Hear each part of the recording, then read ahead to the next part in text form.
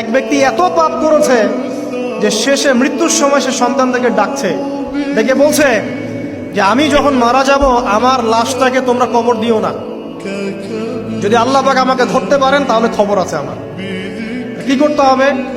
সে বলছে যে আমার দেহটাকে তোমরা পুড়িয়ে ফেলবে এবং পুড়িয়ে ফেলার পরে ছাইগুলোকে একত্রিত করবা, করে অর্ধেক ছাই সমুদ্রে ভাসিয়ে দিবা, অর্ধেক ছাই বাতাসে উড়িয়ে দিবা।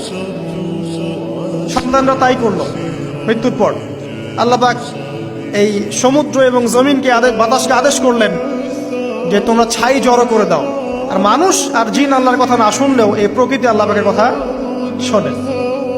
তো প্রকৃতিকে আল্লাহ পাক আদেশ করলেন এই সমুদ্র ছাই জড়ো করো, এই বাতাস ছাই জড়ো করো। তারা ছাই জড়ো করে দিল। এই ব্যক্তিকে বলা হচ্ছে তুমি জীবিত করে, আল্লাহ পাক বলছেন তুমি যে এই কাজটা করেছিলে, লিমা ফাআলতা হাদা, তুমি এই কাজটা কেন করেছো?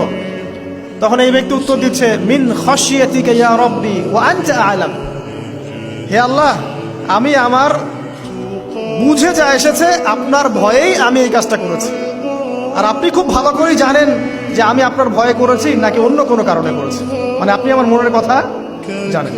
আল্লাহ পাক তাকে মাফ করে দেবেন।